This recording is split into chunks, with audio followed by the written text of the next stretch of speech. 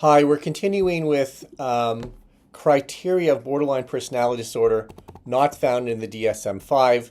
And the next one we're looking at is weak ego boundary. Borderlines have weak or diffuse ego boundaries, often struggling to understand where their needs, thoughts, and feelings and identities start and stop in relation to other people, not unlike Woody Allen's social chameleon character, Zelig. Weak or diffuse ego boundaries can lead to a wide range of identity disturbance and interpersonal problems, including enmeshment with someone else.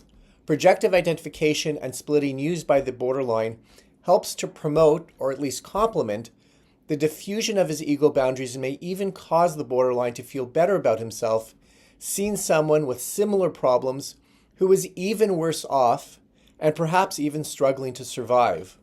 When weak or diffuse ego boundaries occur, the borderline may become overly influenced and deferential, allowing the other person to control the borderline to his detriment. In fact, the borderline may interpret even a small glance from someone as meaningful and mistake it for a genuine connection or even a veiled threat. Weak ego boundaries have many secondary negative issues, as it often leads to feelings of envy and jealousy. For example, jealousy is a normal feeling, but with borderlines, the jealousy is not only a feeling, but something that connects with the borderline's identity and needs. When we feel jealous, because someone has an expensive car, we may enviously wish that we own the car, the money to pay for the car, or even a better job that would give us money to buy the car. However, the borderline's jealousy and envy can be pathological in the sense that it reflects not only the borderline's feeling of desire, but fundamentally affects how the borderline defines himself and as he relates to and idealizes others through mimetic desire. Mimetic desires are not biological or instinctual drives, but rather desires framed by the needs of others, who we perceive as having a higher or special status, hoping that the person will guide us to that desired goal. For this reason, it can also be difficult for the borderline to choose something he desires on his own because the borderline craves validation, confirming that his desire has value or meaning. This can lead to anger, rage, low self-esteem, self-recrimination, and intense frustration.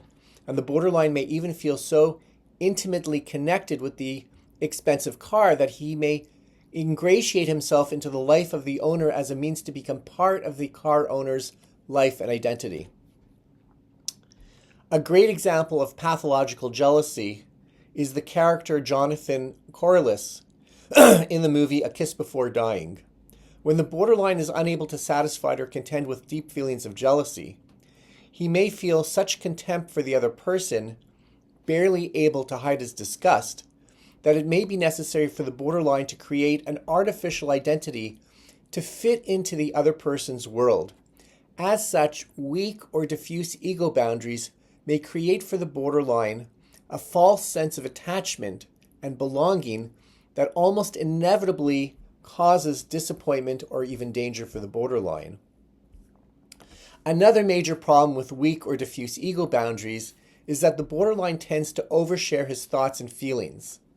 The borderline may feel that when he does share thoughts and feelings, he is misunderstood, or that his thoughts and feelings are improperly used by others against him. In failing to retain a private identity, the borderline feels that parts of him are chopped off, and he will sometimes share inappropriate thoughts, causing others to feel uncomfortable or embarrassed. Another corollary of weak or diffuse ego boundaries is that the borderline tends to have strong feelings or opinions on issues that may be quite unrelated to the borderline's life, as he over-identify with other people's issues.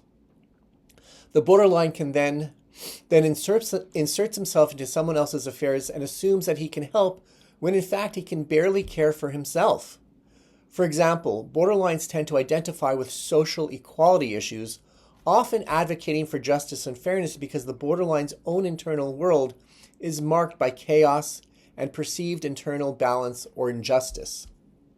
Interestingly, Plato's conception of justice focused on the internal cohesion of different parts of the person. Borderlines tend to have strong opinions, do not suffer fools gladly, and can become easily distracted when his sense of right and wrong is challenged. Thus, maintaining internal psychological cohesion and contending with weak and diffuse ego boundaries is something best achieved through privacy, without which social awkwardness emerges. And then that's the next thing we're going to look at, social awkwardness.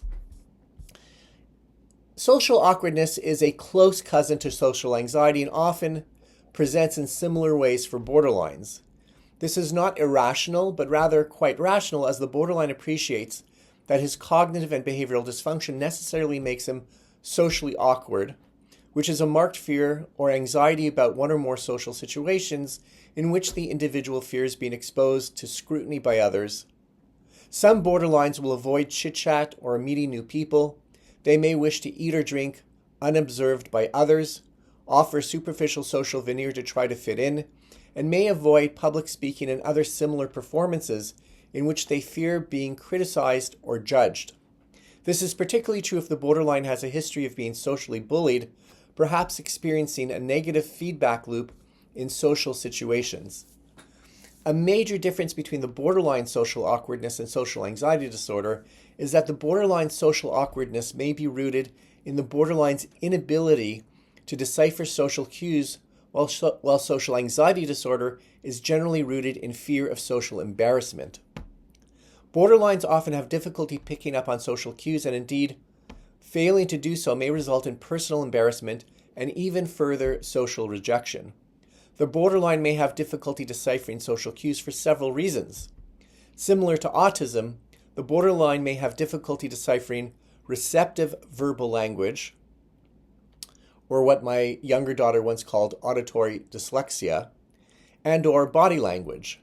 Additionally, the inability to decipher social cues may be based on the borderline feeling so overwhelmed with his own social awkwardness that he cannot adequately focus on the subtleties of anyone else's verbal or body language communication. This may cause the borderline to simply avoid certain people, places, or even activities. Often, the borderline is quite aware that he is socially awkward, or even inappropriate without an appreciation of interpersonal boundaries, making other people uncomfortable. When this occurs, the borderline may turn inward and remain very quiet, which we'll look at in the next video.